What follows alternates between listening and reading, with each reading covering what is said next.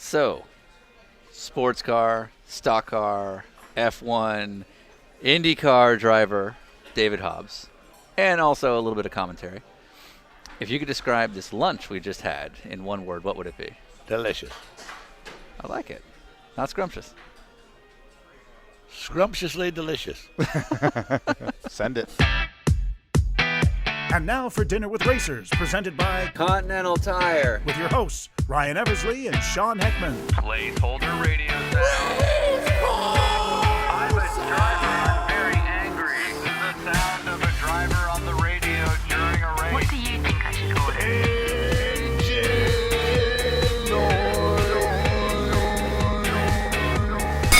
Welcome to Dinner with Racers. I'm Ryan Eversley alongside my friend and partner, Sean Heckman. I'm making coffee cake. You are eating coffee cake. That's All right. We are currently on the way to LAX to drop me off so I can fly the hell away from you and head back to Atlanta after a 40-day trip, which was 12,000 miles across 29 states to bring you 28 dinners, breakfasts, lunches with racers. For free. And We won't get royalties. we see no more money.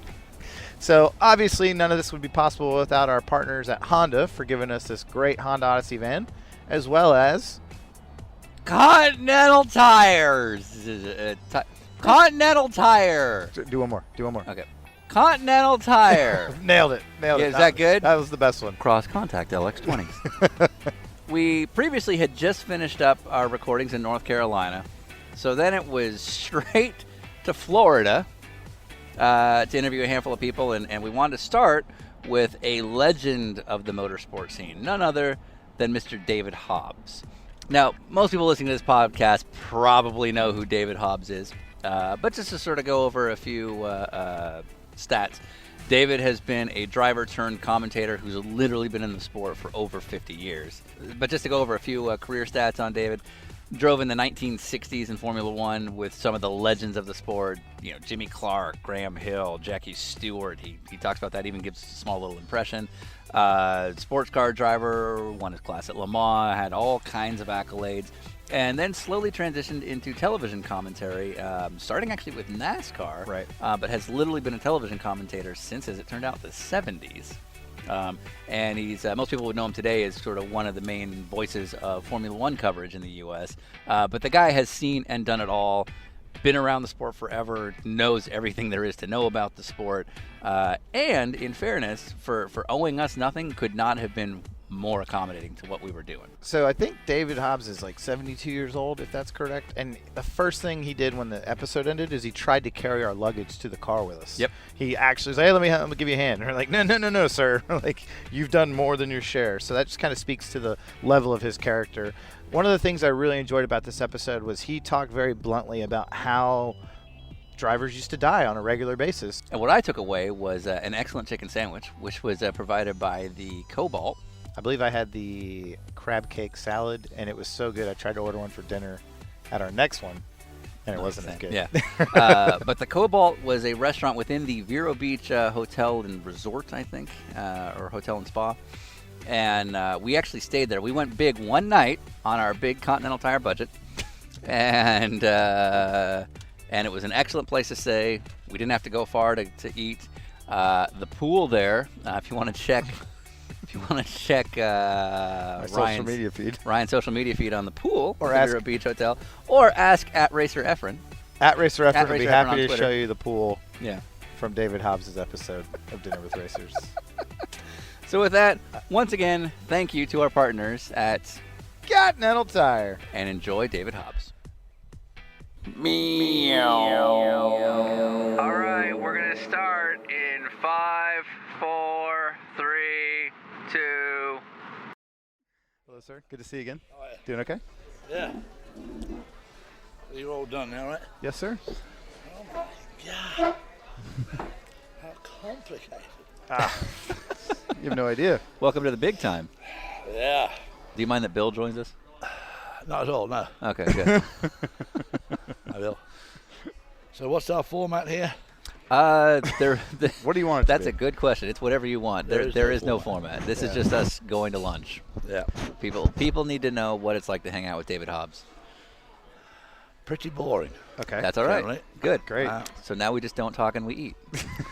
Unless I have a couple of drinks, then it all livens up then. All So right, shots, we need 3. shots. No, we don't need any drinks. I had too much last night, as it happens. So, I suppose I've always enjoyed life Sure. immensely. Sure. Had a very happy childhood. I mean, we brought up in the war Right. in England. 'Cause- So and you were born right before it began, correct? right before it began. Yeah. 3 months. Yeah. And my dad was an inventor. He invented an automatic transmission, and he was Australian. Okay. He and my mum were Australian, and they came to England. He was brought to England by some investors from Australia, because Australia had no car industry then. They only had imported, mostly British cars. Back in those days, like 99% of cars imported or exported were exported from England and imported somewhere else. America never had a very strong import-export.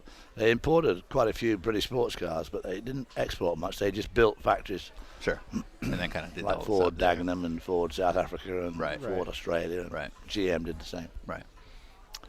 And he came to develop his transmission because England was the part of the motor industry. And the war came along. Unfortunately, his gearbox never made it big time.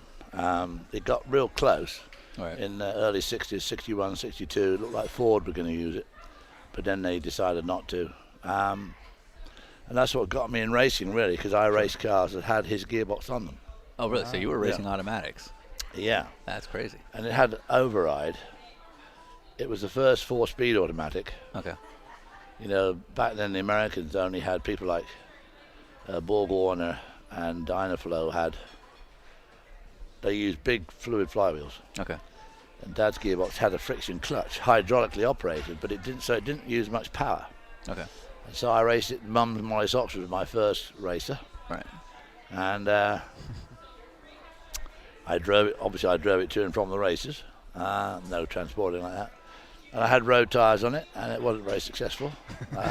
It blew up in my first race. Nice. I should have realised then that this was not the game Not for the me. way to go. Sure, sure. Um, It's cool that they would allow that in like a junior category at the time. but a lot of the cars in my race were probably driven to and from the race. Really? Sure.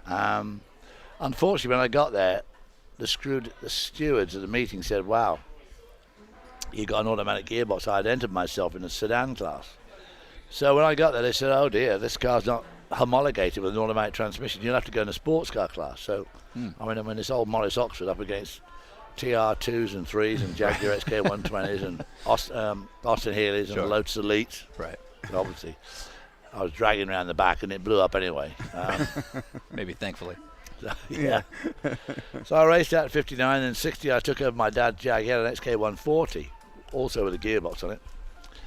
And that was a lot more successful because I was an apprentice at Jag. Okay. So quite a few parts Found managed a way. Found to its way over to find you. their way onto my car, like just brakes. Weird Triple- that you triple started your carburetors. racing career as a criminal. Yeah, right. I keep on meaning to pay them back one day, but I never got around to it. Bummer. So that got me. Then the following year, we looked like we were doing something with Ford, and he had a small gearbox for small cars, and it was going to be available on the Ford Anglia, Right. and the Ford Cortina and Corsair, which are like 1.5 litre cars. Okay. And so we put it in a low sleep, and that was a full-blooded effort. You know, we had a trailer for that. I won 14 out of 18 starts. Oh wow. And I, including, we went to the Nürburgring for our first international for the 1,000 Ks Okay. around the old Nordschleife. Yep. Yep. And we won the class. Wow. Oh wow. And it was a pretty good outing, really. Right. So we actually walked away. It was probably about 300 quid, which in those days But yeah. was a lot. Yeah. And Absolutely. if we'd won the GT class, we'd have Right. probably got 50. Yeah. That's- Nice. That worked out pretty well. Yeah. Now, and so when you get a big winning like that, was it right back into the program, or was it straight to the strip clubs? Straight to the strip club. Nice. Okay. It's going to go well. You know, in those days, you used to have those big laurel wreaths. Yeah. Of course, we just had our jeans. I mean, just like Right, this. right, right. Yeah. Jeans and There a was no t-shirt. Nomex. There was, sure. No Yeah, Nomex, yeah, no nothing. And we also had pullovers on because it was snowed in parts of the sure, race. It sure. snowed Okay. Yeah. up there in the Eiffel Mountain. Yeah. Because the race is in April. Yeah. And of course that track, you know, I mean, Yeah, it's so pits would long, be right. right sunshine, you know, quite Yeah. warm. Yeah. And you go down the hill and around the back of the mountain, the other side of the mountain, it'd be snowing. right. So, I mean, it didn't snow much, but it was pretty nippy. Enough. Yeah, but that's it. So we're standing up there on the winner's circle, hearing the national anthem in Germany, which, you know, I mean, it's just 61. Yeah, but so you're yeah. 15 It's only years like past, right? 15 after Yeah. the war. Yeah. So that gave us a certain Yeah, pride, right. you know. And, But it's, I mean, but that was kind of the era you started in, where you could just kind of bring whatever, and then they Yeah. would find a place for it. yeah, and of course, you know, Jim Hall always gets the accolade as being the first guy to race with an automatic. Right. Yeah. And I beat him by about 15 years. And a much better automatic. Oh, Yep. Because Nice. he was using just a regular 3-speed Right. or even 2-speed with a big fluid flywheel. Right. No, which was a big V8 you could get away with. Do you ever cross paths with him and kind of throw it in his face? No, I've crossed paths him many times, but I never brought it up. He's said to be cantankerous. I'm curious if you He's know, a big fan of the show. So Yeah. he's gonna- I should have brought it up too, because I met him a lot when Brian Redmond was driving his Formula 5000 car when Yeah. Jim Hall and Carl Haas got together. Sure. Yeah. In, you know, 73, Right. 4, and 5. Right. And Brian was driving that car. I suppose I should have mentioned it then, but because he had retired by then. Right. Yeah. What was your father's name? Howard. Howard. So was that life at home growing up? Is it like was he that sort of vintage caricature we see in the movies if he's always tinkering in the garage and mom was like, Howard? Yeah, exactly. Okay. Yeah. Just like He- an explosion in the There's barn just always kind of explosions thing. and Yeah. beakers for no reason. He did spend a lot. We had a Rover 14, which was his test bed. Okay. And that was a very upright, boxy car. Okay. It was a straight 6. So he was just Probably tinkering it, 2 putting it litre. back in. Sure. Okay. Rover 14. They had a Rover 12 and a Rover 14, and he had a box on that. And he used his work in the garage because he had no pit or he didn't have a stand. He just, Sure. Yeah. Sure. So he's always crawling around on the floor under this car. Right. But he did get, you know, petrol was really, really very heavily rationed in the UK. Yeah, sure. In the war. I mean, Sure, really, of course. there was just no traffic at all. Right. I mean, none. Right. Yeah. A few buses, a lot of trains. Right. And then you're riding everywhere. And Dad had a extra allowance to help develop his transmission because it had possible uses, you know, for the war department. Yeah, Yeah. sure. Of course. Well, because he had all sorts of sizes in his brain, you know. So he got a bit of an extra allowance, and I used to go out with him on his test driving. And we lived in Leamington Spa, which is about 10 miles from Coventry, because Coventry was a big target. Yeah. Sure. And the night of the Blitz, which would be 1940 or 41, I mean, Coventry got bombed one night, and I mean, 5,000 or 6,000 people were killed. Jesus. Because that was the heart of our car industry. Yeah. And Roots Group, and Jaguar, and Standard Triumph, Austin Morris, they all had factories there, which Yeah. of course were turned over to making airplanes and Right. Yeah, tanks. of course, Right. of course. So it became a big target. Leamington, I mean, we had about 2 bombs drop in Leamington, which I think were just Accidental. accidental. Right. But the sirens used to go off all the time, and of course we'd all go downstairs and get under the dining room tables. Right. Our And you air still raid remember this Well, that would vividly. fix it. Right. That would help. Yeah. And but we used to go out near Coventry, and as you're going past all these little country lanes and country roads, Right. which in England are very little roads, still are, Right. and all the signposts had been taken down, so the Germans couldn't find their way around if they landed. Sure. Okay. That's so, Sure. that's And so crazy. in the corner of all these fields, there were these batteries of ACAC guns, you know, to Yep. Sure. Yeah. get ward the planes off Right. Coventry, Right. and barrage balloons. Right. I just can't believe they used to fly that low. But I mean, they had these barrage balloons up on great long cables. You know, Right. to I apologize. What is a barrage balloon? a barrage balloon. It's Right. just a great, like a blimp, Right. Yeah. tethered to the ground. Okay. Just to keep Uh, them from being able to fly through, right? Well, so yeah, I mean, they somehow thought it would ward them off. Yeah. But they must have flown much higher than they would. Oh, I see. Okay. Yeah, Yeah. Okay. There were these gun sites, and of course, lots and lots and lots of soldiers. Right. Now, at the age you're at, does the impact I'm of like- everything? Huh? Does it, at that age, does the impact of everything kind of hit you? Like, because being kind of the selfish a-hole that I was at that age, I would think like, oh, school's off tomorrow because it blew up. You know, and be excited about it. Well, obviously, by the time I was old enough to really be compos mentis, you know, when you're Right. about, 3 Yeah, or 4, sure. it was practically all over. Oh, sure. Okay. But I do remember the air raid signs, and I do remember the noise of aeroplanes, and of Yeah. course, they would go over in big squadrons, right. hopefully mostly ours, sometimes theirs. Right.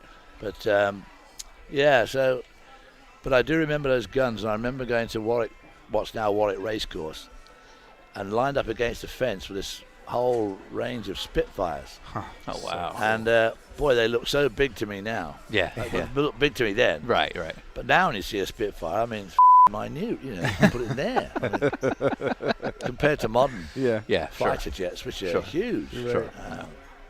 They've got carry so much weaponry. But, Right. Exactly. Yeah, so I mean, I had a nice childhood really, and then got this motorbike when I was 16. I got a Lambretta scooter. I used to drive it like a madman. So then I thought I'd better get something faster. And Well, of course. Yeah, Yeah. naturally. Yeah. got the Speed Twin, which was, you know, in those days those Triumphs were pretty powerful bikes. I used to drive around, and I'd already met Margaret, my wife, who was still married. She's just across town, and we used to rush around at night. And again, even then, and even into the 60s, you know, late 50s, early 60s, the traffic was, I mean, minuscule compared to today. sure, I of mean, course. just so you could go 100 mile an hour for Yeah. With no. ages, Right. without, and of course there were no speed limits other than in town. Right. Right. Right. nothing And the else idea of speed. highway patrol and all that No. wasn't really a thing. No, nobody cared about speed. And that's how I got into racing. Racing Mums, Morris, Oxford. Nice. Okay. Then I did well in the elite, and then people realised I wasn't just doing it to advertise the box. I really was interested in being a race driver. Let's say, was this always a career move for you? Well, yeah, it was really. Yeah. I mean, when I was a kid, I didn't like give Verstappen. He started driving. Everybody down starts driving them. They're about 5. Right. Right. By the time they're 20, they've had more race experience than I had. Yeah. I mean, I didn't race till I was 19. I mean, you couldn't get a driving license until you were 17, so you couldn't do anything until you were 17. Yeah. Right. And then And karting wasn't a thing then. Huh? And karting wasn't a thing. karting wasn't a thing at all. Right. And so, yeah, I had always admired Sterling Moss. He was my hero. Still is. I mean, 85, and he's Still getting it done. still getting it done. He's Yeah. funny. He's got a lovely wife, Susie, and yeah. So I like to see Sterling when I can. I mean, he lives out in Phoenix, I think, some of the time. Does he really? Yep. Oh. Interesting. Some of Is the time. he available Saturday? Yeah. I mean, he only won like 16 or 17 Grand Prix, but Right. which in those days was a lot. Right. Because if you could survive 17 Grand Prix, Yeah. Then you were it was a doing good okay. start. Well, the Right. championship was a shorter season. Much in shorter. The 60s, right? And then, of course, Bernard Charles got in on the act and really, you know, brought Formula One, you know, to where it is to where today. in the you know. 70s, sure. Of course. A of true course. international, massive. Well, business. that's actually an interesting question. Is F1 pre-Bernie? Didn't seem like it was quite the same organized event that it was, and no one ever really gets into that when you hear with F1 where it is today, you hear a lot of anti-Bernie sentiment and whatnot, especially from people who maybe don't know the history. But F1 in the 60s, late 50s you had championship events, non-championship events. It seemed like a very different era for just the way it was organized. It was completely different. Right. Like the British Grand Prix was always organised by the RAC, the Royal Automobile Club. Yeah. And then the French, you know, the Automobile Club to the West, who does Le Mans, or the ACO, and the German what was the Germans, the Deutsche, whatever they are, they would organise it, and they had big crowds, you know, they had pretty big crowds, and then Bernie, you know, Was it part of a champion? I mean, but it was part of a championship, so you would still get points was from, the World from race to Championship. race. Sure. The first F1 race for the current World Championship was at Silverstone in 1950. Right. And that was round 1, and we're now at round 900 and something. You know. Here in 2016, sure. And Formula 1 was pretty popular around the world. I mean, Sure. that race at Britain, Yeah. at Silverstone, Yeah. I mean, it had like 150,000 people there. Oh, wow. That's like an IMSA race. The traffic took, of course, in those days there were no motorways, just little country lanes, really. Yeah, where right. Silverstone That's so was. the traffic I mean, management. it took forever to get Yeah. in and out. Yeah, of course. And I went with my dad and mum. Yeah. And the King and Queen were there. And Sterling was racing an XK120 in a support race. Okay. And of course, in those days, people like Sterling and Jimmy Clark, and me, for that matter, I mean, you'd race a GT car, Yeah. probably race in the saloon car event, Yeah. and in the Formula 1 event. Yeah. Which not allowed that's to do time that. loss. Yeah. Right. Yeah. Yeah, I mean, Sterling would jump in and out. Jimmy Clark always drove a Lotus Cortina and won. Yeah. Right. Then he'd drive a Lotus 23 in the sports car race. Right. And he'd either win or break, as Lotuses did a lot. Sure. And then he'd drive the Formula 1 car. But Bernie, you know, was a motorcycle dealer and a bit of a wheeler dealer on the wrong side of the tracks, most definitely. Yeah. But obviously had a very, very, very keen sense of, you know, what the possibilities were. Sure. And he owned the Brabham team for a bit, and then he basically sort of took over. Right. And gradually built it. I mean, the FIA still, in theory, own it and control Right, it, but right. really it's controlled by Right. Bernie. By what he's doing. And of course, he just pushed the promoters like hell, and made millionaires out of a lot of people. You know, Ron Dennis, Frank Williams. Right. I mean, even someone like Jackie Oliver. Yeah. Right. You know, I mean, he came over here, won the Can-Am, did Right. well, Well, kind of took It's shadow away from Don Nichols. Right. It's interesting you say the attendance figures were as high as it was, and yet Bernie's the guy who kind of brought it to a much more commercially successful entity. What was the big change in the way he came in? Well, he demanded a lot more money for the teams. That's Sure. what changed it. Okay. So the big profiteer was the track? Yeah, and the tracks obviously made a lot of money. Okay. And Bernie realized that. Yeah. And none of the entrants, whether you were Ferrari or Maserati or Lotus, you know, nobody made much money. Okay. And when he came along, he changed the dynamic completely, so that the team started to really. Now I think he's gone too far, Sure. and it's squeezing tracks into extinction. Well, we're seeing this across the board, of course. In but- 5 minutes, you know, like Turkey came and went. Yep. Malaysia are suddenly realizing that They're you know, out. Yeah. especially now Singapore's come along, and now they're a week Right. later and they're about 150 miles apart. Yeah. Well, it seems like an event can't happen without government money anymore. So. No, Yeah. it can't really. Yeah. Yeah. And Silverstone is sort of hanging on by its fingernails. I mean, they signed, 5 years ago, they signed a hell of a deal. You know, it was like a 17-year deal. Right. Right. And it started off pretty cheap. Right. Like they paid about 11 million, I think. Right. But they have a 5% escalator. So by Yeah. the time they get to about year 15, I mean, they're going to be buried. Yeah. It's like the subprime mortgage loan of racetracks. And so. Yeah, and of course they don't get any help from anybody. Yeah. And they have a huge crowd. Yeah. Right. Now they're paying Bernie like 18 or 20 million a race. Right. And to generate 20 million from spectators, Right. I mean, it's the same like last week in Austin. Yeah. I mean, he had a great race. And now Austin do get state help Yeah. Right. quite a bit. But that's a regime change away from changing. Yeah. But that's like a regime change away from going away. Absolutely. Yeah. Well, it did go down. Right, It went from right. 25 to 19 million, which Right. 19 million still seems a lot to me. Yeah, a little bit. And it's a sporting fund. Right. And so other sports look at it and say, hang on a minute. Yeah, right. We can't get 150 grand for a bike ride or whatever. Whatever. Yeah. Sure. And you guys get 19 million? Right. But he did do an incredible job, and he made a lot of people a lot of money. Right. Which is why nobody will ever stand up to him, because, you know, he says to Ron Dennis or Frank Williams or Right. anybody, you know, hey. And I don't know this this change of ownership, I'm not. It worries me that they're paying $8 billion for it. Unfortunately, the whole thing to me, I'm not blaming Bernie here, but he and Max Mosley worked out a deal when Max was president of the FIA. Right. And they sold Bernie the rights, the commercial rights, Right. for $300 million Right. for 100 years. He then sold 75% to CVC partners Yeah. for $2.6 billion. Right. Good for him. And, you know,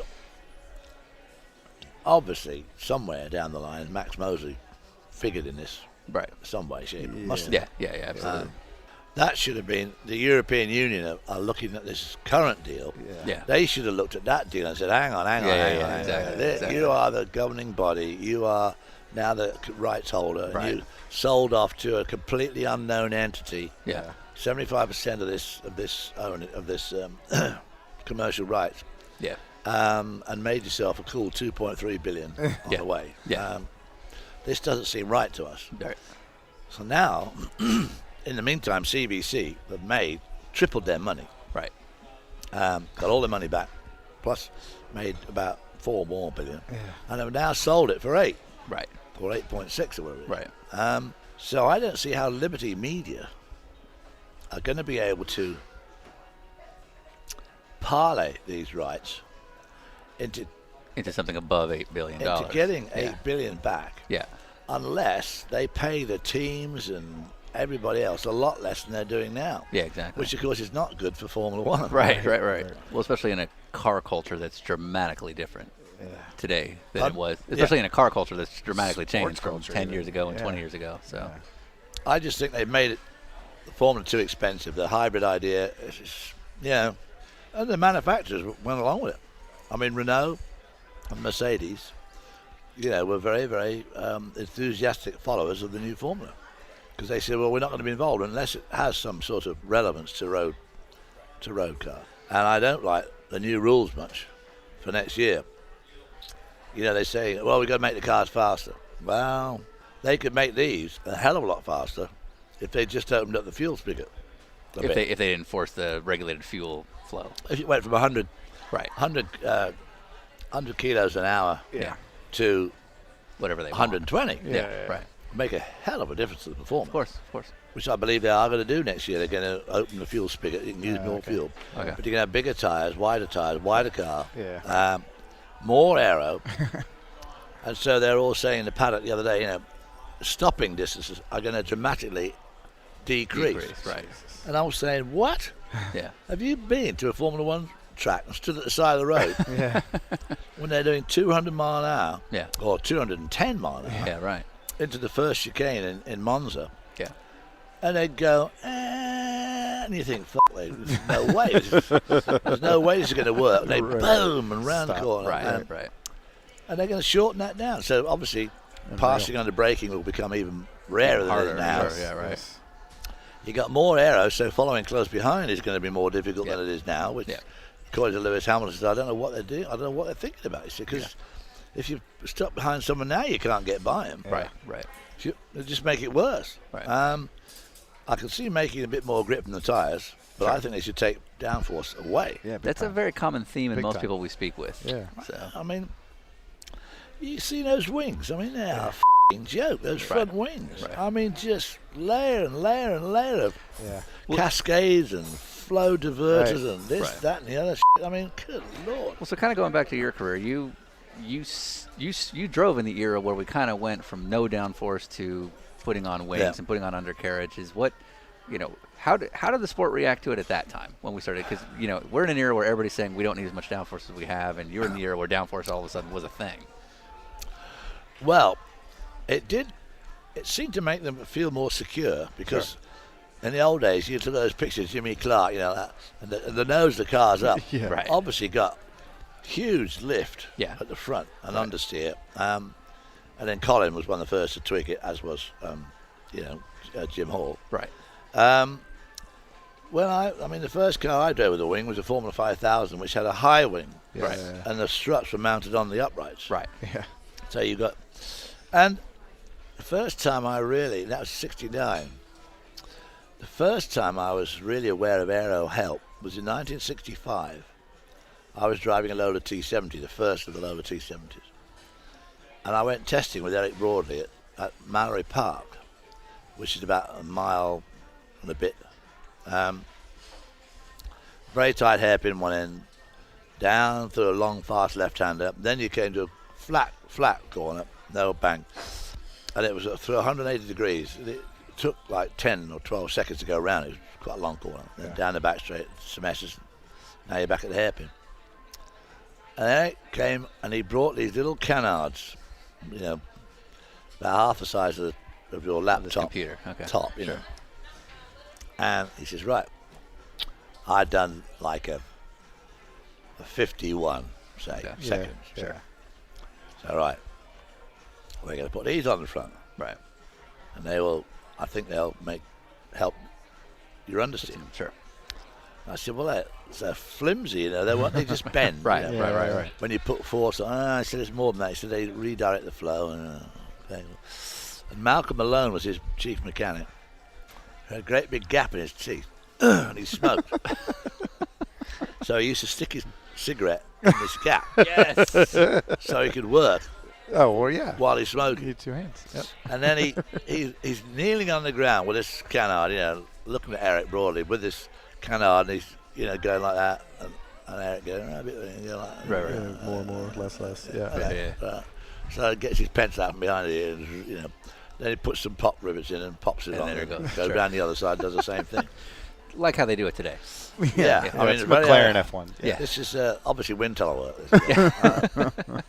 So I go out, and I mean, just straight away, I go from like a 51 to about a 48.8 or Oh, something. Jesus. Jesus. I said, boy, oh boy, it's a bit twitchy at the back now. Yeah, so then they just give it a little bit of spoiler, just a vertical spoiler, went up and down on the slot, Okay. Yeah. Put it up about, I don't know, half an inch. Just this much. Yeah, a little it's- bit. oh, Yeah, absolutely, yeah. Just a little whatever. Yeah. And again, Malcolm looking at Eric Broadley. looks good. And, got down to about a 47. I mean, just with those little tiny canard wings, Yeah. it took a massive percentage of time. So that was my first, Right. my first real introduction to aero help. And of course, the next time aero really reared its head was at Indy when I was there in 71. Okay. I drove for Roger Penske. Heard of I them? drove his old Lola Okay. with the big Ford V8. You remember the Ford V8? Yeah, with of the- course. Al Unser was driving a similar Lola. McLaren had two, one for Denny Hulme and one for Peter Revson, and Mark had the third. And the speed, the year before pole had been like 170. And the very first day, all three of those guys are doing, 180, 182.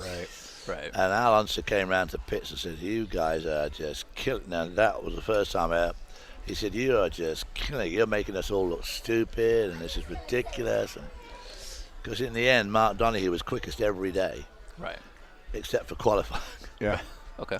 And Revson took the pole from him, which made, Nuts, sure. Mark went absolutely ballistic. We were in the pit, in the old gasoline alley. Yeah. And I'm in his garage, and all the press were in there, and they're all congratulated because he'd done his time. Yeah. And his son, shucks, it was great. Yeah, the car went well. Thank Roger and thank Goodyear and Sunoco, and it was a wonderful car. Blah. While he's talking, old Tom Carnegie, who used to be the track Yeah, he announcer, was the guy, sure. he said, and it came, you could hear it, and it's a new track record. And Mark Donoghue's face fell off. He just couldn't believe it. Yeah. And Peter Revson got That the he pole. got him.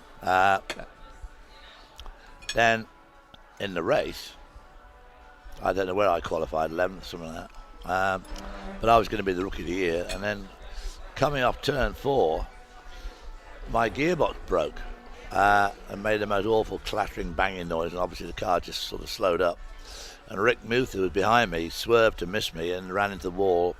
then bounced off the wall and hit me, so we both ended up as a pile of wreckage on the straight. And then, me, a few laps later, Mark Donohue's gearbox broke, and he parked it down at turn between 3 and 4, and they just used to leave them there then. Like today, there was they no yellow put them away. Yeah, right. And Mike Mosley went around, bounced off the wall, and just honed right in, slammed into the other car, and caught. And they both burnt to the ground. So Roger had gone from potentially his first win with, because Donohue led the race easy. Right, sure. And then in the end, Alonso won it again for the second time in a row because he won it the year before. Yeah. Roger said to Teddy Mayer, well, we'll have 2 of those then, please. And he said, all right. That was when Aero made a huge... Kind of started really showing up because there was such a have and have not place. We've seen where the speeds have gone since, which is all Aero. Right. Because they don't have the power now they had then. Exactly. How do you personally feel about that, actually? Today's Indy cars, obviously Aero's getting them to the speeds that they're at, but, the cars, engine-wise, are very, very muted, so they're only putting out, 600 plus, which is obviously keeping the speeds down to the 230 range. You grew up in an era where it was way more dangerous and bravery really was a factor in your ability to go fast. How do you feel about the current kind of culture of safety that's out there? Generally speaking, I'd like to see the cars much more powerful and more difficult to drive. Yeah. And the thing that's got to go is aero. Right. They are just so aerodynamic now. Yeah. Because even NASCAR's in on that now. Yeah, of course. They spend more time in the wind tunnel than Formula 1 blows do. Yeah. For a much narrower window to work with. Well, that's the thing, Yeah. They have no window. Really, I'm curious on, like you said, you had a little bit to drink last night. I'm curious, is David Hobbs a drinking man? Like, what's your go-to? I'm told it's wine. Wine and gin and tonic. Yeah. All right. I don't like beer much. I used to drink beer a lot in England. Okay. When I was a kid. Well, that's like a rite of passage. And it's warm. Yeah. Yeah. Well, the only reason American beer is so cold is because it tastes like shit. So you have to have it cold. Yeah. So it anesthetizes you on the way down. Right. If American beer warms up, it's just disgusting. Well, they say it's like having sex in a canoe. Well, because it's close to water. Yeah, right. Well, when I started coming over here racing Formula 5000, I used to drink Stingers. Do you know what a Stinger is? No. Not a clue. I'm excited. Don't bother. They're good. Very, very tasty. It's rum and vodka or something. Anyway, they are really, really good. Rum mixed with vodka? We're bringing it back. No, what was it? What was it? A liqueur. I forgot. We have to ask the barman. But I used to like Stingers. But you have about 4 of those, in the morning. And then you go drive an F5000 car. Yeah, right. Yeah, which is, well, try not to do that. But probably one of my favorite cars of all time. You got to race at Le Mans, and you've gotten to drive the John Wyer GT40, which is iconic, and then you got to drive a John Wyer 917, which is one of my favorites. You got to race for Honda F1 when they were kind of starting out, and I think I read something that one of your mechanics went on to be president of Honda Global. So you were right in the middle of like a very iconic set of programs very early into your career. Yeah. When I think of the cars I drove, if I had one of them now, I'd be a multimillionaire. Yeah. The GT40 was fantastic to drive. Yeah. Especially to me then, because to drive for someone like John Wyer and Ford, Gulf, was just a dream come true. Yeah. The 908 was probably quicker, but the Wyer team, we managed to beat them all the time. Okay. And won the World Championship twice, 68, 69. Uh-huh. Won Le Mans twice. Not me, of course. But that was a fantastic long-distance car to drive. And then, of course, Honda, Mr. Honda, was very much of an engineer. And, he believed in racing, improve the breed.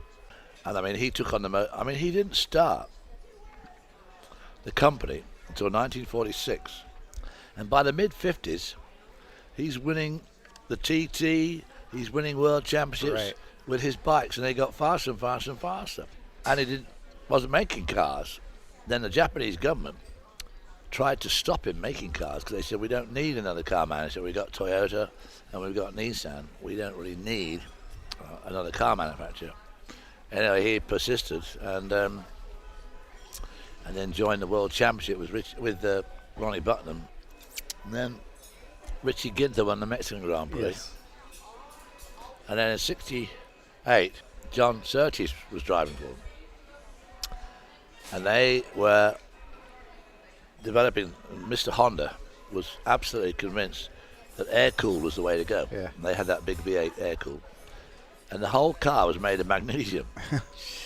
And the engine was hung off a kind of pylon. Really? So the whole thing was unbelievably flexible. Right. And Joe Slessor was killed in France, at Rouen, going down the hill after the start. And because magnesium, once it sets fire, you can't put it out. Yeah. So it burnt to a pile of ash. And then later on that year, John Surtees was getting interested in me driving for him in either Formula 1 or Formula 5000. And he got me a drive in the second car at Monza. And I had been to Silverstone and tested with it. I tested with the V8 air-cooled their car, entirely their car. And then Lola had built them a chassis for the V12 water-cooled. Right. And I tested both. And in the V12, I broke the lap record at Silverstone in the Honda, which was held at the time by Chris Amon in the Ferrari. Okay. So that was pretty happy about that. It's a big day. And then they asked me to drive at Monza. But when I got there, they wanted me to try both. So I had to drive the air-cooled one and then the V12. And in the end, on like Saturday, they said, well, which one do you want to drive? I said, but I didn't qualify very well because I'd driven both. I hadn't really done much qualifying. And I qualified about 15th, and John was on the pole. And I was humming right along. And I keep meaning to try and find a lap chart, but I think I got up, I moved up the field quite a lot. And it dropped a valve in the end. And it looked like I was going to drive for them in '69. But at the end of '68, they pulled out of Formula 1 because all their best engineers were in the Formula 1 team. Mm-hmm. Right. And they said, we are going to make road cars, and we're going to look at the American market. Right. And they need catalytic converters because of all these new emission laws that were coming in at the time. And they said, well, we want to design an engine that doesn't need a catalytic converter. So they put all their top guys onto making the first CVCC engine, the Civic. Right, yeah. And so they did race, so I didn't drive it all. But many years later, 1993, I'd been a Honda dealer for 4 years. Yeah. And I was on the dealer council. We had a trip to Japan. And we went to the factory and we went to the test track. And we looked at the Odyssey, which was brand new. Sure. That's what we're driving now. Hadn't appeared. Yeah.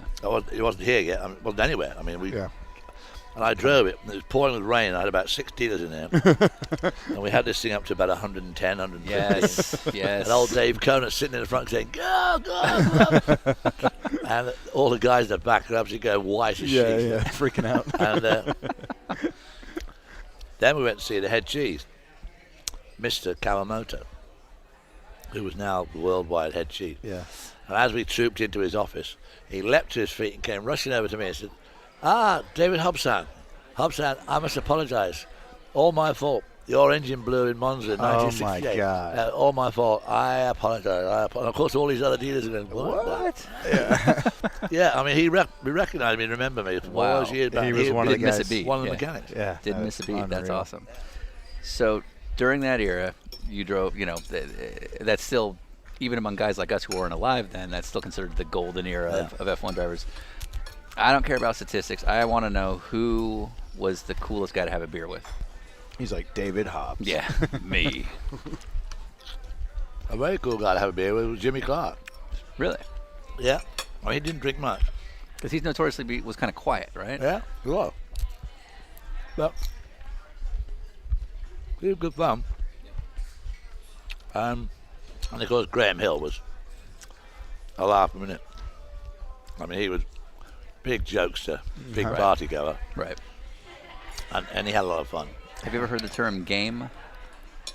Guy with good game, really good with girls. Oh, he was. Who is the legend? Who is the guy that you Sterling. knew? Sterling. Okay. Yeah. There's got to be a story. No, Not for this. not really. I mean, we weren't really there for the fun, but Sure. although I say that, I think in those days people were there because they genuinely liked driving fast. Wanted Right. to be there, yeah. Right. They liked the scene, they liked the whole camaraderie of it, even though people would basically die like flies around you. Yeah. Yeah. Now, you got all these kids coming up.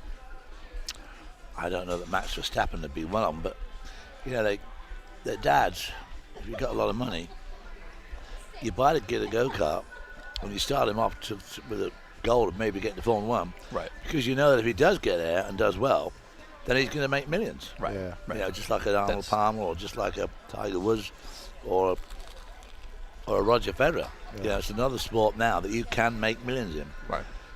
And but you have to start real early. Right. And fathers start their kids off with that intention. Right. Whereas we all went because that's exactly what we wanted to do. Right. So it ends up it's a passion at that point. It's not a chore, No. you know. And it's you're making the decision to go on your own. Yeah. You're not being force fed it. And I assume there were obviously gentlemen drivers have been around through the entirety of the sport, but yeah. but I get the impression there were more guys who could make it in that era based on talent or a will to work through it. Well, obviously, you had to have a very strong desire Yeah. because you knew there was a damn good chance you're going to get killed. Mhm. Well, I was extremely lucky never to get hurt. Who was the driver you were the closest to that we lost? Well, I was pretty close to Jimmy. Yeah. And Paul Hawkins, of course, I was very close to him. He and I drove together in '68, and we went to Jimmy Clark's funeral. And I went with Mike Spence when we were at the back of the church. The eulogy was, you know, very moving, and we were pretty teary-eyed, me and Mike Spence. And 2 weeks later, I was at Mike Spence's funeral. Right. Because he stood in for Jimmy at Indy and got killed almost straight away. Yeah. And the wheel hit him on the head. We lost Scarfiotti, you know, about a month later. A month after that, Joe Slessor got killed. And Joe and I were pretty friendly because we'd raced a lot at Le Mans together. And he used to speak broken English and his French accent, and yeah, we had some good times with him. Jimmy's had the most effect on all of us, though. Sure. Because you thought, shit, He's untouchable. if he can get killed, Yeah, I 'cause he suppose was- we really can get killed. He was sort of the bigger than life character in the Yeah. paddock, I assume. Yes, exactly. So during that awful period where, you know, people are, like you said, dropping like flies, at any point are you saying to yourself, this isn't for me, I need to look at other options in life? Or is it just, it's part of the job title, so I got to go to work next weekend? Pretty much what we did. I just never quite sure how my wife Margaret put up with it. Yeah. I mean, she seemed to be so all right with it, and the stress must have been pretty awful. Yeah.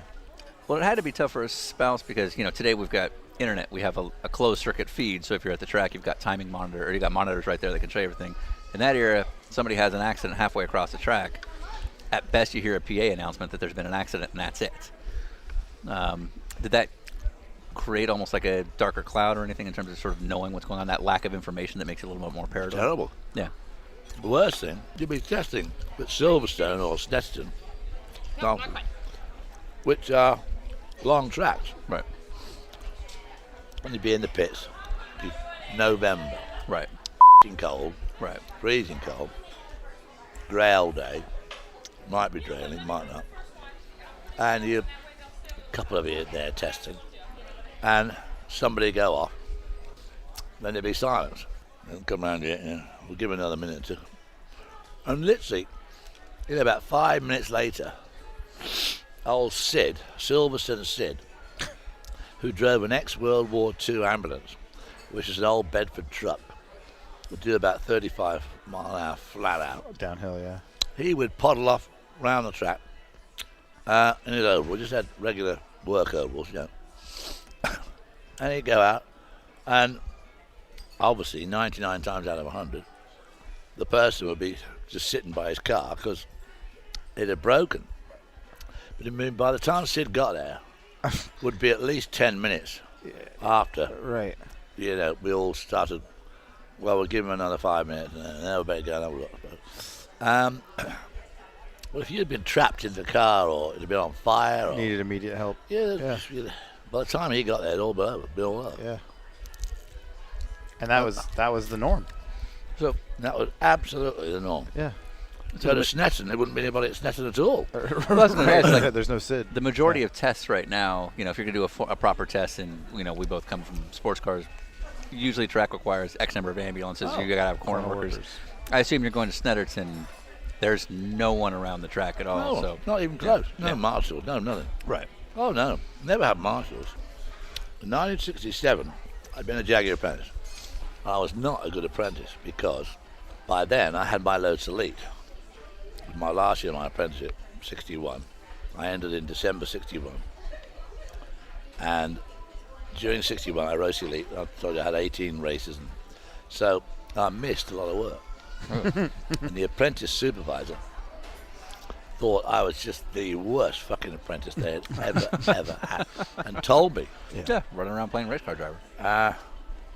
said, I don't care if you never darken my doorstep again, you know. Well, a few weeks later, Lofty England asked me to test an experimental Jag. And I walked past Mr. Barker's office. Okay. And all of us walked by him. Hey, Mr. Barker, back again. This damn kid. No. So anyway, fast forward a few years to 67. By now, I've raced a Lola T70 in 1965, so I'd raced big cars. And Lofty rang me up and said, look, we brought the old XJ13 out, and we're thinking of racing it. And we'd like you to test it at Myra, which is the motor industry research establishment just outside Coventry. And I said, what about Norman Dewis, who was their test driver? He said, well, I don't really want Norman to drive it because I want somebody who's driven other stuff. You know, Norman's just driven Jack. And he won't give us a very unbiased report. He said, I want somebody who's going to just tell us, you know, how did it stack up to, you know. And ironically, at the same time, I was now driving for John Surtees. We go to Snetterton, and the Aston guy, remember those Lola 70 coupes that had that big channel down the back where all the pipes, you know, the induction pipes all stick up? I mean, you see them in vintage racing a lot. And they said, we think the airflow's screwed up, blah, blah, blah, blah, blah. So Eric Broadley had a big flat back, took the top off the car, and just put a big flat sheet of aluminum. Right, it's so the covered. carb, I don't think it was fuel injected. I think it was carb. It was just sticking right up in the air. You know? So off I go. And there's a long straight at Snetterton which runs parallel to the road, the A13, which is the main road from London to Norwich. Okay. And it runs parallel to the track. So, you come out of the last corner and there'll be a car doing 70 on down the Right, you're literally going next to the highway there. The next thing is you flash by it. Right. And at the end of this long straight was a very tight hairpin with, of course, no run-up area. Naturally. And just a big earthen bank. Right, like a big earth. So if you hit it, mound, it'd be a great launch pad. Yeah. Like they all were in those days. Anyway, because in those days, as I'm always telling people on the telly as much as I can, you've got to remember these days, everything is so data-driven. I mean, the pits say, your left front tire's going down. Yeah. Or don't do this, do that. Or Right. Fuel pressure warning. But in those days, the driver was the data. Where are you braking? You've got to tell them exactly where you're braking. Yeah. And the other thing would be, of course, how fast you're going. What are you coming off the corner at? Well, I'm coming off the corner. I'm doing 5.5 as I exit the corner. Yeah. As near as I can tell. Yeah. So you've got to be watching the gauge all the time. And those tachometers were those, they weren't as smooth. I mean, Yeah, but it wasn't the most reliable thing, too. no, the big key here was, is it any quicker down the straight with this flat back on or not? Well, of course, old Dumbo here. I'm watching the rev counter, watching where I'm braking, watching the rev counter, watching the weather. Okay, pulling exactly the same revs as it was before. Of course, I clamp on the brakes, and this f***ing car spins like a top because it has no downforce on the back. It's just got this flat tray on it. Yeah. Of course, old idiot boy here hadn't really taken that into my calculations when I braked. And it spun like a top. And luckily, it did spin like a... And it just wore off so much speed that I never hit the bank. Right. Didn't do the tyres any good. But I mean, that was the case. I mean... That's testing. The hairpin there. That's testing back then, yeah. And, they compare, they always say, well, who was the best driver? I mean, how do you compare Michael Schumacher and Fangio? And the first thing I say is, well, would Michael Schumacher have wanted to do races that were 3 hours long, red hot exhaust pipe right there, fuel filler cap right here, when they come in and you pour it in with pipe here, no belt, and wearing a shirt like this, and a leather helmet? Would he have been as committed as he was? And would he have done some of the things that he did pull off? I mean, he did some pretty dodgy bits of driving. Yeah. Trying to drive people off the road. Force them to lift. And, of course, everybody says, well, they didn't do that in the old days. Well, no f***ing way they did do that in the old days because you both get killed. Yeah. So we do a pass-along question on the show, and our previous guest was Max Jones, who is the you know Max Jones, project manager for Ganassi's NASCAR team and former driver. And his question, the first comment he had was, he was always the guy I wanted to hang out with more. That's what he said about you. Oh, yeah? Yeah, that's what he said. And then the question was, what helped you decide to retire from racing? Age. Age. Yeah. Simple. Simple. Yeah, pretty much. I probably outstayed my welcome in racing by probably, 7 or 8 years. The worst thing that happened to me was I drove for BMW 1977, 8, 9, 80. And then I was sort of winding down then, and I drove for John Fitzpatrick, and he had a 935, and then he had a 956 and a 962. And we had some terrific races together, him and I. So I had a huge revival of my racing fortunes in the 80s, and we so nearly won Le Mans a couple of times, and we had some other wins that were just taken away from us in the most obscure fashions, and but it revived my enthusiasm, and I drove for Reinhold Jost a couple of times at Le Mans after John had pulled out, and then I drove for Britain for Richard Lloyd, in his 935, which Nigel Stroud had sort of redesigned and rebodied, and this thing was going to be dynamite around the corners and about the same speed down the straight. Well, it was 20 miles an hour slower than the Jags down the straight at Le Mans. And I drove with Damon Hill and a big Swedish kid whose name I can never remember. Steven Ansgar? Yeah. Yeah. And we dropped out about halfway through. And by that time I was, 51 or 2? Okay. So I thought, I suppose I better give up, really. And I had started doing the TV. I'd already been doing that for a while, yeah. TV by then for nearly 20 years. Yeah. So, this year, I'm just finishing my 40th year in TV. That's fantastic. So, it's not fantastic. It's miraculous, but I'll take it. So I just retired because I knew I wasn't as competitive as I could be. I'd always been as quicker than my co-drivers every time I drove at Le Mans and like that. And suddenly, Damon drove with me. I mean, he was quicker than I was, and I thought, well, it's bloody pointless going on if you know you're not going to win. Out. Really. I've never actually officially retired. Well, you shouldn't. But, But if you see Max again, say hi to him. Remember Max Jones? He was a good fun guy. And he used to work a lot with Tommy, didn't he, Campbell? Yes, he did. Yeah, exactly right. He was also a fun guy, but I must say some of his tweets.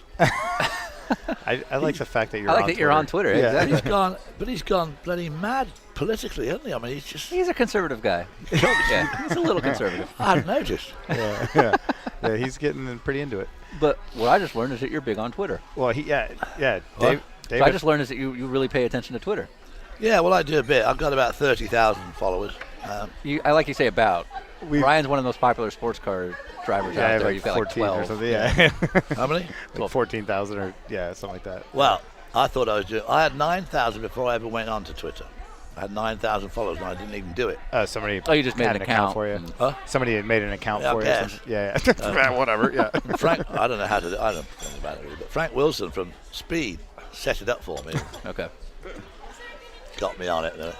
But what really put me into my place and everybody else was that Dale Earnhardt Jr. didn't do Twitter. And then he started to do Twitter and had 400,000 followers. Straight away. In like a day, right. Yeah. First tweet. Yeah. You've tweeted me twice. You actually follow me on Twitter. And I remember I got that tweet. I was at COTA last year. I remember when it happened. I was like, wow, David Hobbs is following me. And I showed Petey. And he's like, yeah. Because you guys know each other pretty well. And I was like, well, I thought it was neat. So part of the pass-along question is you now get to ask a question of our next guest, which we'll be having dinner tonight with Hurley Haywood. Oh, will you? Yes, we will. Yeah.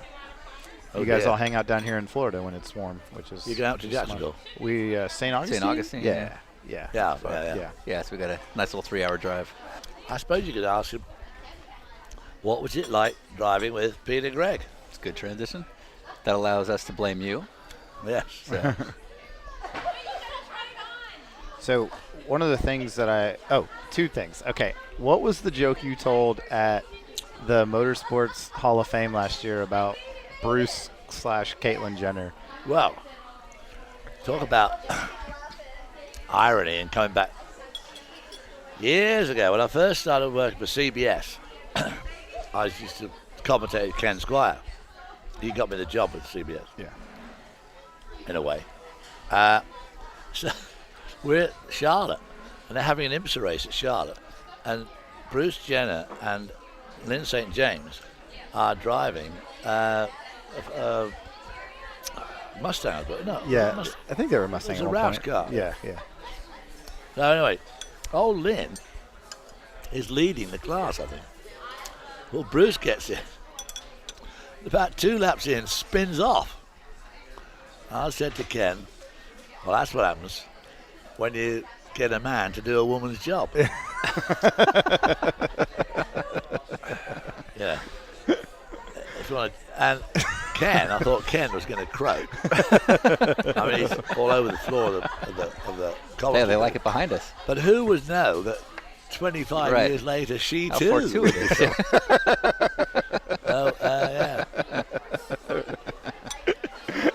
But how I got into TV was because, again, I used to step into dead man's shoes because, I mean, you used to read the paper every day. You'd wait for someone to get killed and immediately ring up the team. Which was That was normal, what you which did. was acceptable Absolutely. behavior. Absolutely acceptable. Yeah. Well, Ken and Graham Hill are going to be the commentator and the analyst on CBS. And, of course, Graham got killed flying into those trees. Yeah. So Ken rings me up and says, hey, look, how do you fancy being working for CBS? And I said, that sounds great to me, yeah. How do I do that? And he said, well, you have to go and meet Clarence Cross. He's the Vice President of Sport. And he'll interview you, and then we'll be off with a mixer. Well, I go and see a bloke, Clarence Cross, on the 52nd floor of wherever they are on Black Rock, which is the corner of 57th and Madison, I think. Yeah. I like to see old Clarence, and got the blazer on, my tie and all that, dressed up, And, hey, David, what's your name again? David Hobbs. Oh, David Hobbs, okay. And you race? Yeah, I'll race you. Well, what have you done? I said, well, I was the Formula 5000 champion in 92. What's Formula 5000? Right. I said, well, Formula 5000 is kind of like IndyCars, but it's different. Oh, how different? Well, I mean, and I said, because I did the Indy 500. Oh, did you win it? No. Oh. And I mean, this interview just got worse and worse and worse and worse. And the sweat was pouring down my back, and I'm sure the top lip was all. And if ever a look said, don't call us, we'll call you, You got was it. him. Yeah. I got it. So Yeah. Ken said, how'd it go? And I said, not well at all. And he said, never mind. And then I always say, on the telly, people don't like to hear. I say luck has an amazing part in all our lives. It really does. Luck right place, right time, and and then it was, oh yeah, but you got to make your own luck. But that was about October, November of '75, and in '76 I got a deal. A friend of mine got me some Coke money to do the 24-hour race. Coca-Cola, yeah. to do the 24-hour race, and also to do the 500. So Benny passes when there was a 3-car team. There was Peter Gregg, Peter Gregg, Brian Redmond, John Fitzpatrick, me, a couple of other guys driving the 2nd car, and me and Benny were going to drive the 3rd car with Coke on it. And that was the year they had that water in the fuel bullshit. Do you remember all that? Not a clue. Yeah, and they had water in the fuel, so that stopped the race, and of course the fuel was all supplied by the track. So they strain it and fiddle and around and blah blah blah. Anyway, off we go again. And Brian and Peter Gregg and John Fitzpatrick won it. We came 10th. We never did run properly, our car. And then I was going to do the 500 in Benny's backup car. Oh, cool. He was driving an Impala, and his backup car was an old Monte Carlo or something. So no point me going all the way back to England. So I wait over there. And Ken Squire put on a radio show from the Hawaiian Inn, the Ken Squire, NASCAR hour. And it was very popular with the drivers. And Ken had been on at CBS for years. You've got to do NASCAR. You've got to do NASCAR. NASCAR's where it is. Yeah. It's all going to be now. And they'll say, what the hell's NASCAR? It's down in the south, and then the redneck stuff. No, he said, it's going to be big. So Clarence Cross comes down with his wife to watch the 500. And I suppose he comes down a bit early to get some respite from the New York winter. Yeah. And I go on Ken's show. And I'd had about 2 or 3 gin and tonics. So I was right on the top of the can and hadn't started to go down the backside. And we had a hysterical 5 or 10 minutes. And I'm taking the piss out of Richard Petty and Cale Yarber's hair. And, it was funny. And Clarence Cross was there with his wife. And when I went to sit down, his wife says to me, good Lord, she said, you shouldn't be driving race cars, you should be on the stage. So I said, well, don't tell me, tell him. And Clarence said, well, yeah, okay, I see a different side of you now. Blah, blah, blah. We'll see what can come up, and so from then on I could ring him with some confidence. Yeah. And finally in August, they were going to use Roger McCluskey to do the Pocono 500, and suddenly in the end Roger decided he was going to drive in it.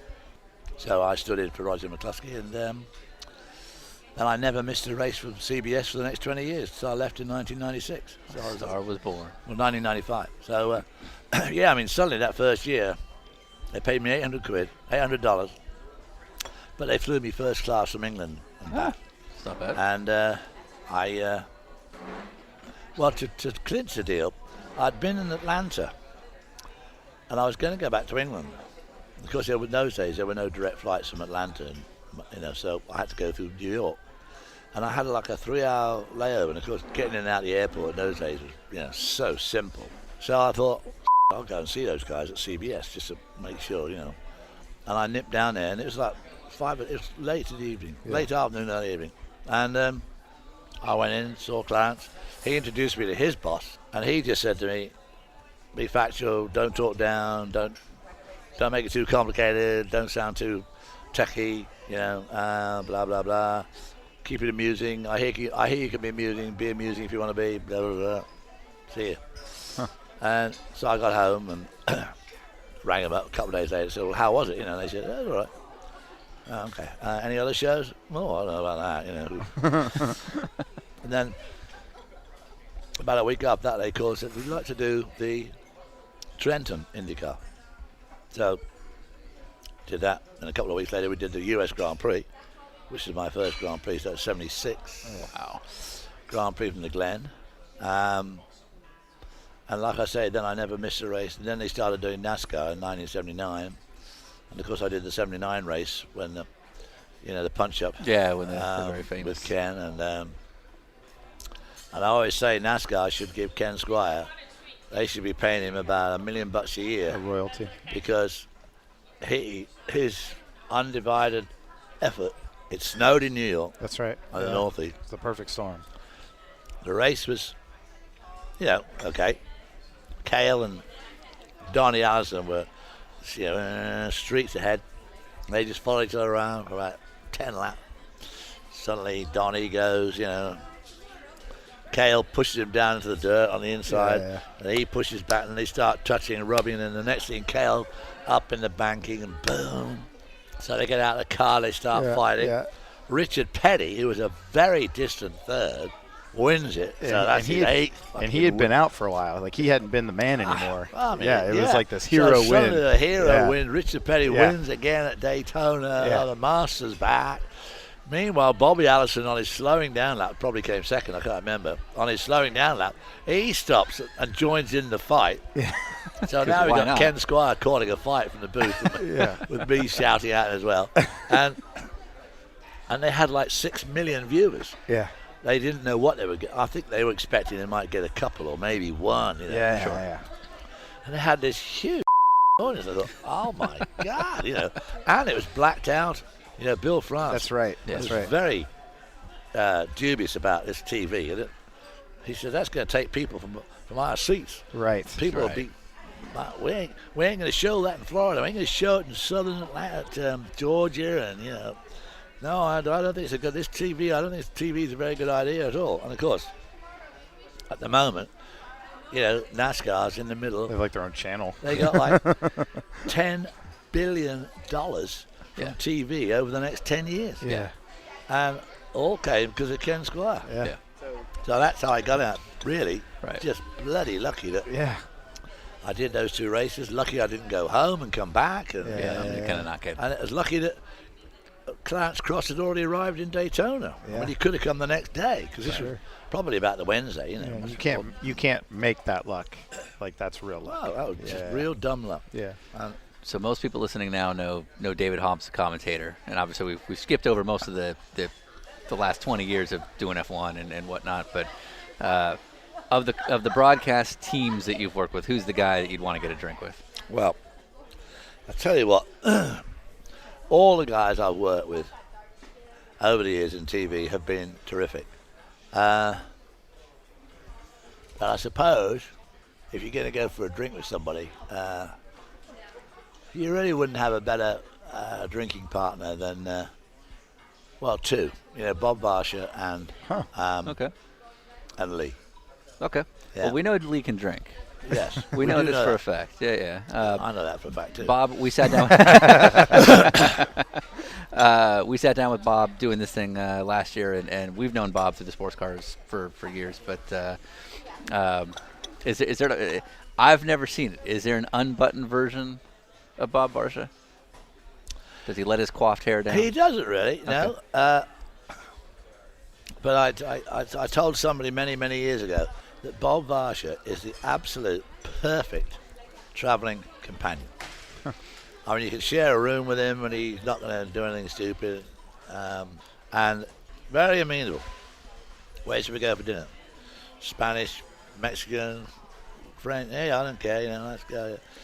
Never quibbled about sharing the bill. I mean, that's the thing that drives me nuts is when you go out to dinner with somebody and it's time to share the bill and then some guy says, I only had 1 glass of wine, you had 2. Yeah. Bob never, ever did anything like that. Yeah. And he was a great traveling companion. We drove, because in those early days with ESPN, we went to all the races. I'm glad we don't go now. But, we go to Japan, and we always had fun. And we used to drink, not like we do with Lee, but... Bob doesn't have a problem, is what you're saying. Yeah. Bob enjoys the drink, very much so. He enjoys the laugh. And like Lee, he's just a tremendously authoritative voice in the booth. Yes. And he really can control the show, controls everybody that's on it. and is really good, knows his stuff. And when the director suddenly says, "Oh, go, Bob," I mean, he just goes, just like, and Lee's the same. Yeah. I can't do that. They can. And Lee's a good travelling companion. But Bob probably, I mean, Ken Squire was much more, he knew a lot more other people. When Bob and I used to go off, we were together. So it's kind of you guys were a team together. We were a Ken- team together. Ken had night some and other day, party he had to go with. Whereas when I was working with Ken, Ken would always be out with somebody else, like the Petty Boys or somebody, and I was sort of kicking around on my own a lot. But How many nights with Lee Diffie can you even remember? there's a lot I can't remember. Lee's going to come on this show and be like, why? Yeah, he's going to. Why won't you let it go? Everyone seems to have a Lee Diffie story that we can't tell. Yeah. So those But- are friends. Who were David Hobbs's rivals as a driver? Like anybody you used to butt heads with on track, off track in your career? Jackie Stewart and Brian Redmond were a couple of my nemesis. When I was just about to go into Formula One, Jackie came along out of nowhere, won that bloody Formula 3 championship for Ken Tyrrell in the Cooper. Yeah. So he was suddenly everywhere I wanted to be, and made an unbelievably good champion. And I spent nearly a week with him at this year's Monterey Classic. And we were both their guests of Rolex. And he was really, I spent more time with him this year than I have done for 30 years. And we got on very well again. And, you can see why. And I mean, he was an unbelievable driver. Brian, again, took everything I wanted and was also very underrated. Yeah. Jackie Stewart was certainly not underrated. Won 3 championships and deserved every one of them. And if he'd hung around, he probably would have won a 4th. But he again, when Francois Sever was killed, that was it. He had just about had it. And of course, we all owe Jackie a tremendous debt of gratitude for his endeavours and efforts to make racing safer. Yeah. I mean, he got some terrible flack from team owners, track owners. I went to Mid-Ohio to drive the Formula 5000 car in 1971. And Jackie was there driving for Eric Broadley in the Lola, in the L&M Lola, the very short, stubby one. Yeah. And at turn 9, where you come up over the hill and just, the downhill drop. Yeah. Yes. Right on the apex were a couple of bloody great trees. Right there. Jackie said, "I'm not going to drive a race car where there's a tree right there." And a chap called Les Griebling owned the track, and he had made the track on his farm. Okay. And Les Griebling used to drive around everywhere on race weekends on a tractor with bib overalls. I love this guy. And he said, "I ain't cutting no trees down for no sawn up Scotsman." Well, Jackie Stewart was driving Carl Haas and was already at least one of it, 2 of his championships. Is he 3-time world champion or 2? I think he's a 3-time. 3. Yeah. And he said, "I'm not going to leave." And guess what? When we got there on Saturday morning for qualifying, they'd gone. Nice. Trees had gone. And apparently, very shortly thereafter, somebody in a Trans Am car went off there on the approach to that corner, spun off, and went right over the holes in the ground where the stumps had been. Yeah. Oh, right. And Jackie fought for it because he had the clout, he had Yeah. big clout. I mean, you're a 3-time world champion. When you talk, people listen. Yeah. I talk, they tell you off. And he did a lot, a huge amount. After the guardrail, he made it put guardrail up everywhere, and it would be 72 at Watkins Glen, Formula 5000 race. I'm leading by miles in Carl Hogan's Lola, and at the end of the straight, there was no bus stop like there is now. It's through the Essex and then straight down to that downhill right-hand. Yeah, carousel. Yeah. And go down it. If you go off the track on the left, it also just went downhill down a grassy bank. Okay. Quite a long grassy bank down some bushes and trees and stuff at the bottom.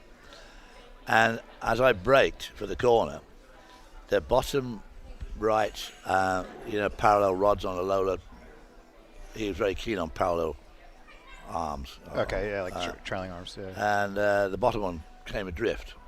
So the wheel's now still flapping about like a supermarket trolley. Yeah. And it spun round and round and round and slammed into the guardrail, just slid down the guardrail and stopped. If it hadn't been for that guardrail, I'd have gone down that bank and who knows what would happen. Yeah. I mean, it could have rolled over. And of course, rolled hoops in those days were about like these headphone hoops, I mean, wouldn't have done anything. And so I always told Jackie the other day, I really owe him owe my life to him, because if he hadn't had that guardrail put there, I could have got killed there easy. Yeah. Jackie did a lot. So, what was the question? Who are your rivals? Who are the rivals? Yeah. Well, yeah, it's funny you say that, because you went through some really sketchy eras, and from what I can tell, there never was really any major accident. And I never got hurt. Wow. Brian Redmond's commented that when he weren't going fast up there. But, I mean, that 512 is the most iconic, the best known Ferrari, and the most expensive Ferrari in the world, and it never won a fucking thing. And we should have won everything. Yeah, yeah. And we were on the pole at Daytona, we're leading by miles, and he gets involved in a crash where some other guy has spun.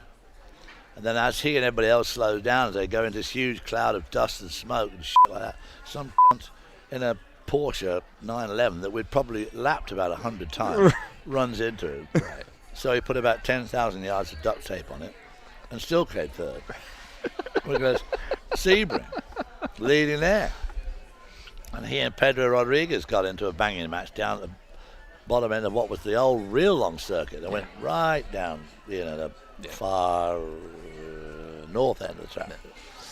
And he comes back and the tyres all shredded and he's buggered up the oil cooler and blah, blah, blah, and we come 10th. Then we go to Le Mans, and our SP himself, his lordship, says we need to change the engine. Now, our engines were massaged by Traco out in California. Okay. He stripped and rebuilt all the Ferrari engines and they ran like clockwork. So we go to Le Mans and he tells Woody Woodard and Mark that he wants to put a new engine. Ferrari have offered him a new engine for the race, but he thinks we should put it in. Mark and Woody are dead against it. No, because apart from the else, it was a hell of a job to change the engine and transmission in that car. So I had to hire a crane or something to lift it out. Yeah. Anyway, we changed the engine, and I think we were running. I'd done a stint or two, and he'd done a stint or two. And then about 7 or 8 o'clock, the bloody thing blows up. We had given our engine to North American Racing Ferrari, Yes. an ART. Yes. And Tony Adamoitz and Sam Posey came third using our engine, the one we had taken out. And if they came third, I think we would have won it. I mean, we were miles in front of them. Yeah. Then we go to Watkins Glen for the final race, which is a 6-hour race, and there's a Can-Am the next day. And we're on the pole again. Mark's leading by a country mile, and the bloody front steering post broke. Luckily, it never broke or went wrong when I was driving it. But I mean, see, we would have walked Daytona, probably would have won Sebring, but Mario and Brian and people were there in those Ferrari 3-1, the sports cars. Yeah. But we were still leading them. Le Mans, we shouldn't have been in with a chance, but I think we might have won it. Yeah. Because that was the year I think that old Seppi did his first second back to first job. And I won the Formula 5000 championship that year. Yeah. So I could have won the Formula 5000 championship. Could have won Sebring, Daytona, maybe Le Mans, certainly Watkins Glen. I could have had a monster year. Yeah, absolutely. Absolute monster year. Instead of which, it was a good year, but I mean, it just...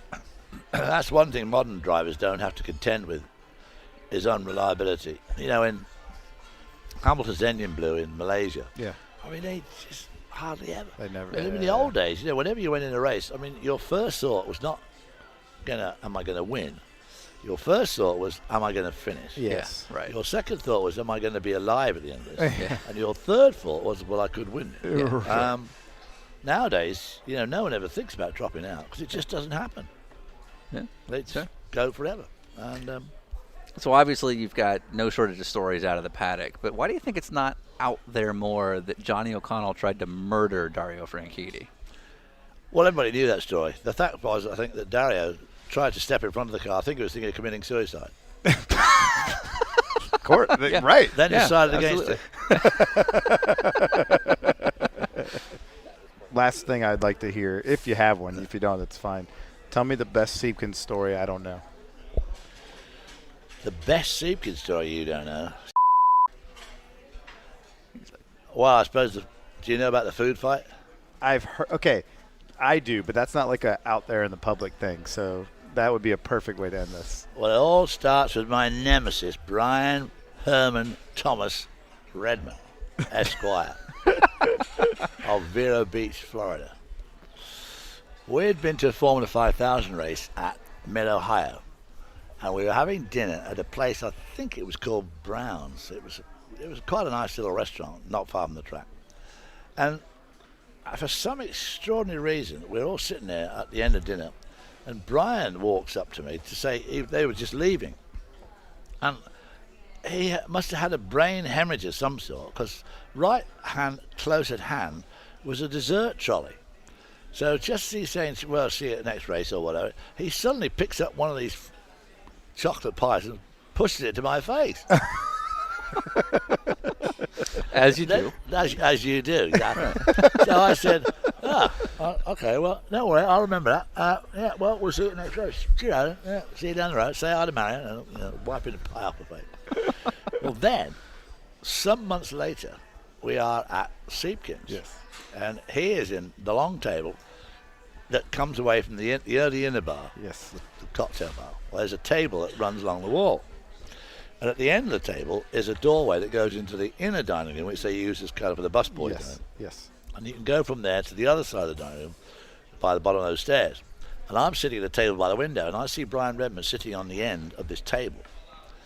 And I also, having a brain aberration, think, this could be the ideal opportunity. So I walk through the other door, come up. So now I'm behind him, over his left shoulder. He has no idea I'm there. And he's sitting on the end of the table, and I'm just around the corner behind this door, in this doorway. So I push a pie in his face. And this leads to mayhem.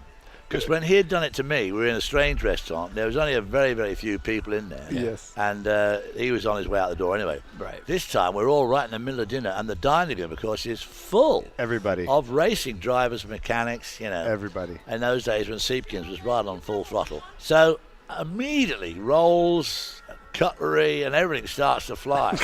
Cutlery. Oh, everything. All right. And of course, the owners of the hotel then, Pam and Doug Siebken, Pam and Doug Leake, Pam said, hold it.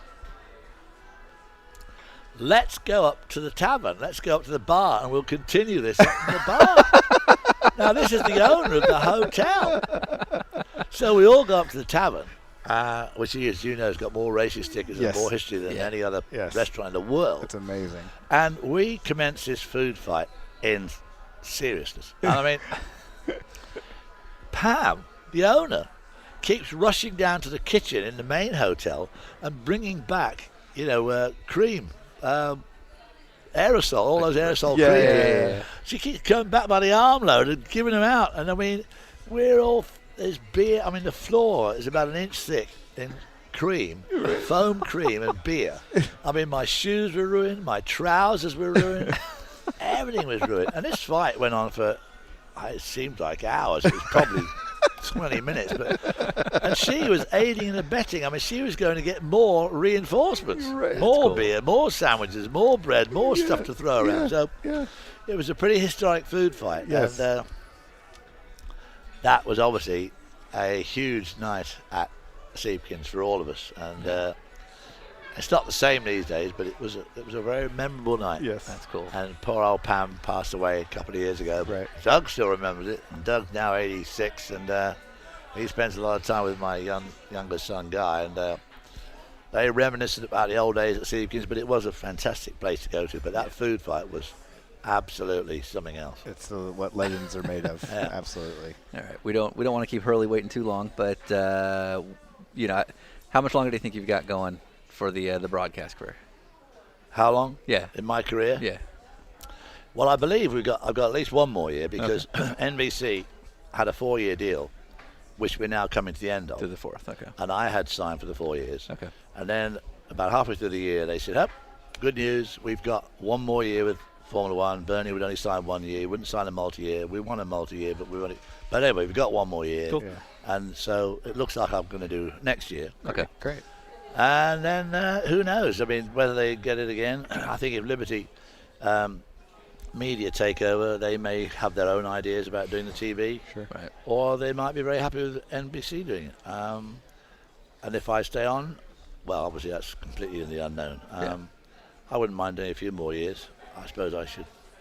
I could try and beat Murray Walker's record, but I've done 40 years, so by the end of next year it'll be 41 years. So it'll probably be time to retire. Okay. You've played David Hobbs, very famous movie character. What is the absolute best racing movie in your mind? Best racing movie, in my mind, is probably Grand Prix. Okay. Yeah. good We were answer. just talking James about that. Garner, because they did a phenomenal job with very limited special effects in those days. Yeah. And they mucked up those Formula Fords to make them look like Yeah. Grand Prix cars. Yeah. And the way that John Frankenheimer split the footage between the real thing With the real F1 and the yeah. not real thing, I thought for that day, Yes. was very, very, very good. And I was always a bit of a James Garner fan. I used to love him. I heard he could actually drive.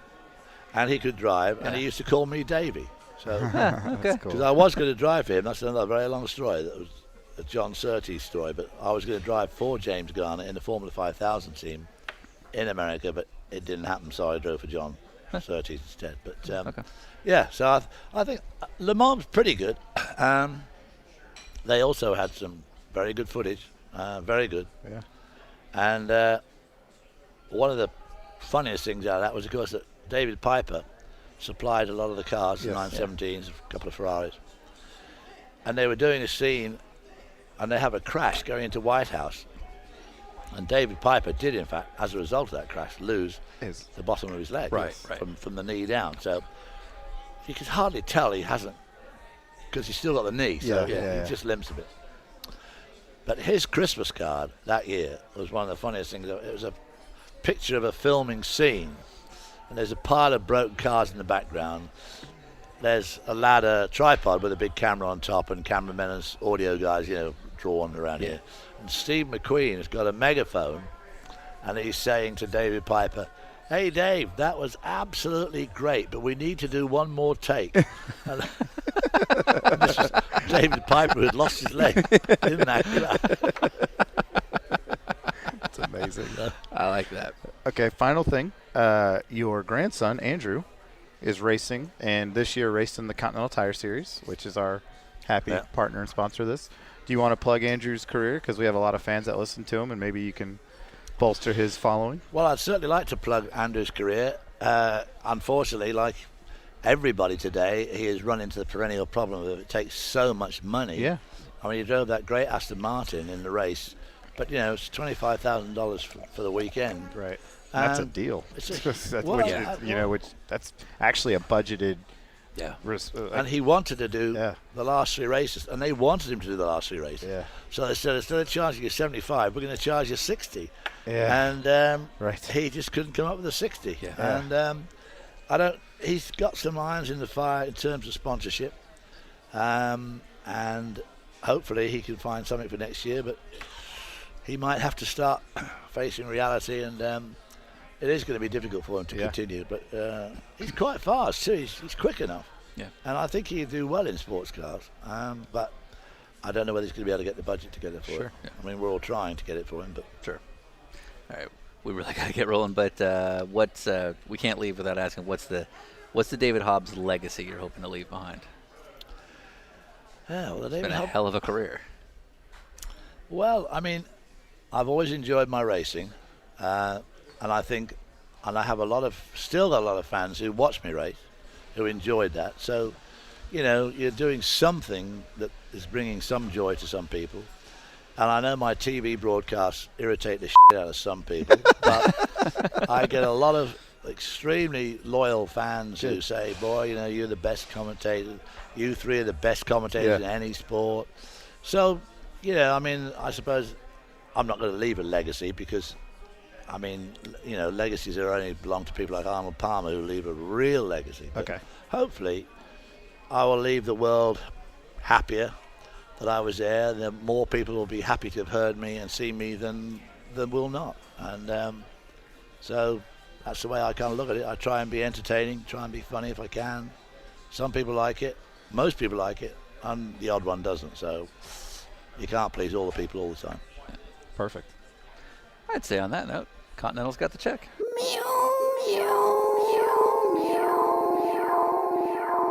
I'm finished. Wow, that was such a great episode. That guest really knew how to tell a story. Well, good, Ryan. And as long as you're happy, I'm happy. And the audience is happy. Because of your efforts. You're welcome, Sean. I'm right here.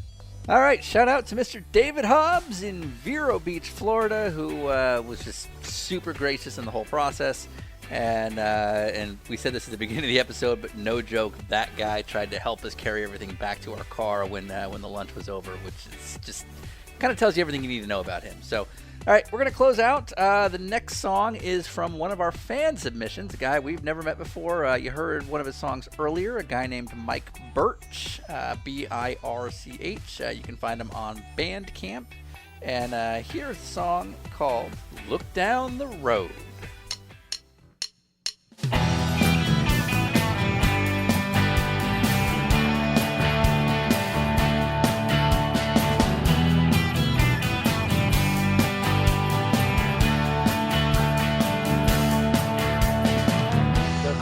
Sure is brown, bound to be greener over there. Maybe there won't be anyone bragging on my long hair. I'm getting kinda tired of all the crap in this old town. I'm sorry I have to tell you, I won't be sticking around. I'm not one to waste time looking bad. Doesn't matter what happened before, what I never had. I must be moving forward to them. Wonder where I'm headed. Just look down the road.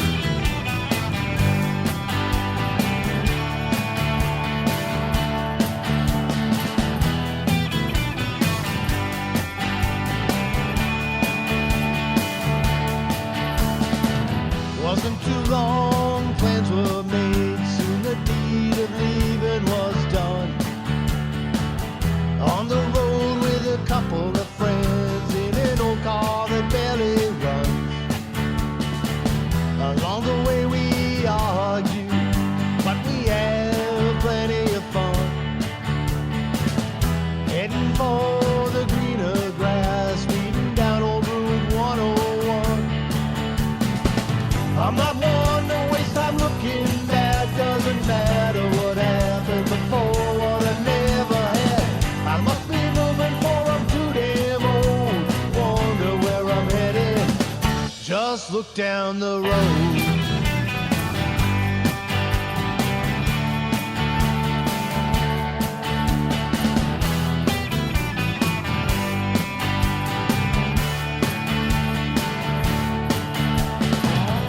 Never wanted to hurt your feelings. There was nothing you did or said.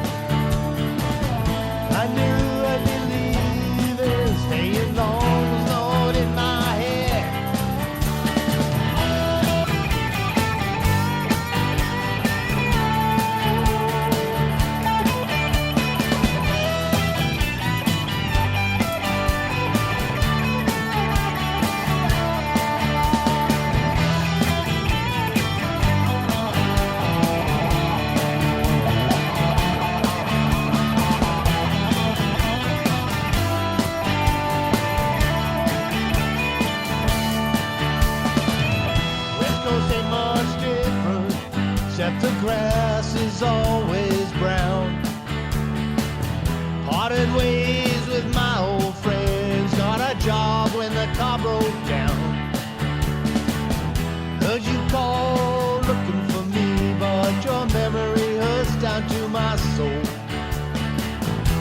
thinking about heading out one more time. Wondering where my wandering will lead as I look down the road. I'm not wondering which time looking back. Doesn't matter what happened before, what I never had. I must be moving